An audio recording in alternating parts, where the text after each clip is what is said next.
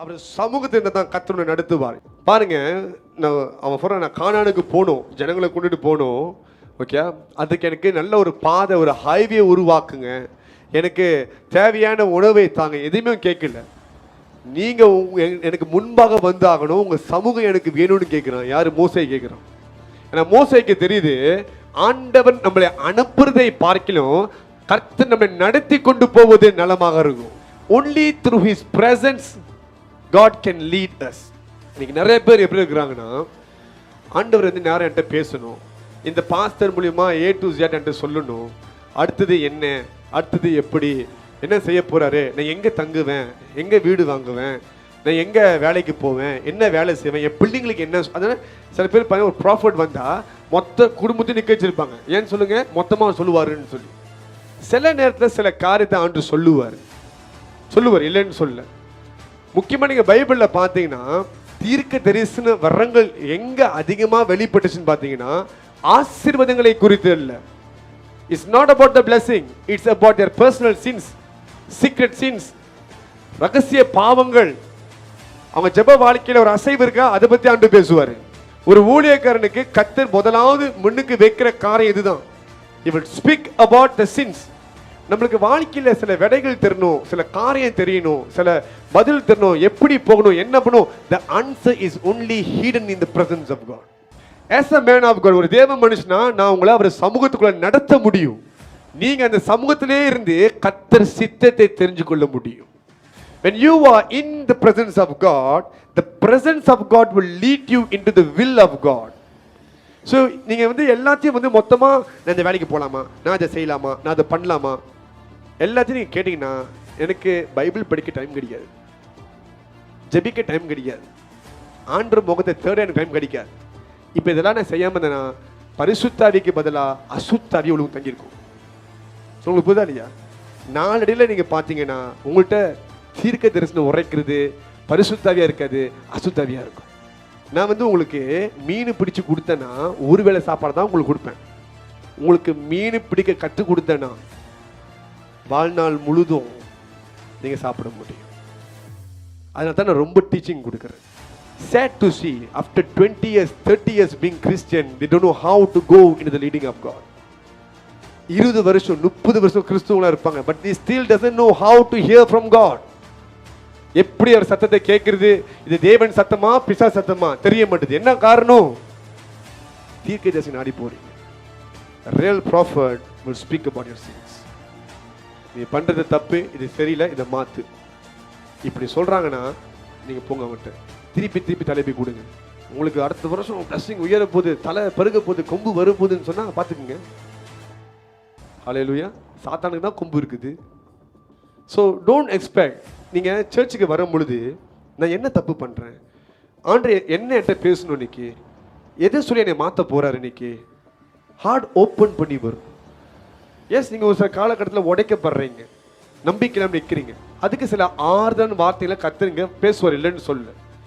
ஆனால் நீங்கள் காரணத்தை நீங்கள் புரிஞ்சுக்கணும், ஃபவுண்டேஷன் இல்லாமல் எந்த வாக்குத்தத்தமும் நிற்காது. பரிசுத்தம் தான் ஃபவுண்டேஷன்.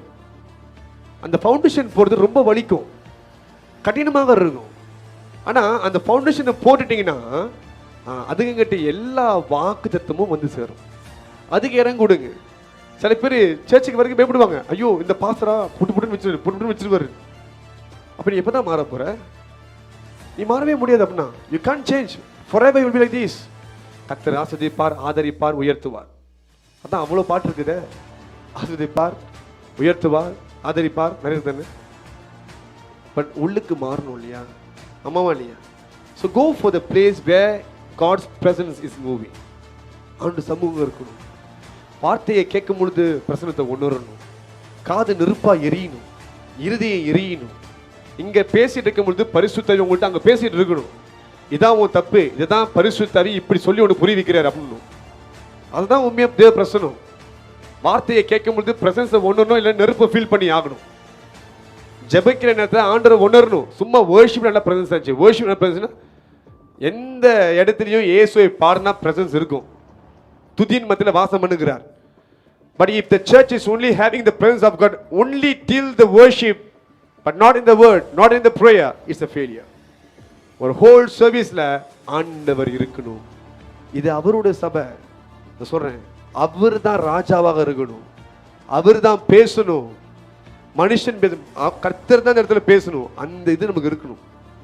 நீங்க என்ன சொல்றீங்க எனக்கு கேட்கணும். ஆண்டவரே, எனக்கு என்ன காரணம் மாத்திரம் உங்களுக்காக அர்ப்பணிப்போடு உட்கார்ந்து இருக்கணும். நீங்க கிட்ட இன்னைக்கு பேசுங்க. ஏதோ ஒரு காரியம் உங்களுக்கு விருப்பம் இல்லாம இருக்குது, அதை நான் மாத்தணும், என்கிட்ட பேசுங்க அப்படின்னு நீங்க ஆவலோட காத்துட்டு இருக்கணும். அதை விட்டு நாங்க என்ன வந்து இன்னைக்கு ஏதாவது ப்ராமிஸ் விட்டு கிடைக்குமா? நான் ஒரு பிஸ்னஸ் செக்டர் பிளான் போட்டுருக்கிறேன், நல்ல ஒரு பாசிட்டிவான ஒரு சைன் கிடைக்குமா, ஒரு வார்த்தை கிடைக்குமா? அப்போ கிடையாது. என்ன பாஸ்டர், இங்கே வந்தாலே நீங்கள் அப்படியே பயமுச்சி அனுப்பி விடுறீங்க.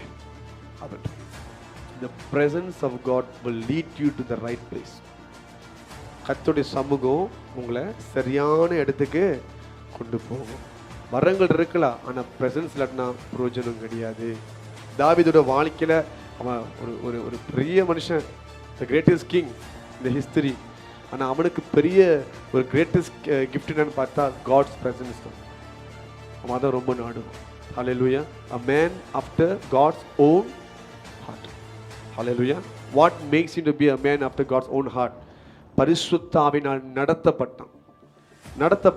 தேவனுடைய விருப்பத்தை செய்ய நடத்தப்பட்டான். ஆண்டவர் எல்லாத்துக்கும் நேராக வந்து கொண்டு பேச மாட்டார், நேராக வந்து கொண்டு சொல்ல மாட்டார். ஹல்லேலூயா. நீ தேடும் பொழுது உன்னை நடத்துவார்.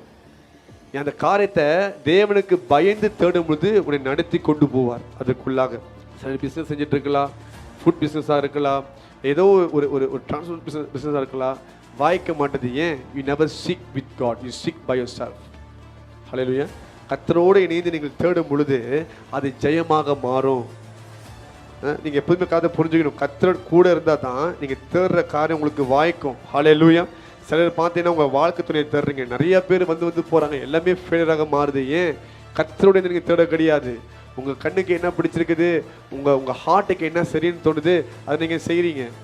ஆனால் ஃபியர்ஃபுல்லாக தேவனுக்கு பயந்து can I get into this, can I go into this அப்படி போகும் பொழுது சரியானதை கர்த்தர் அனுப்புவார்.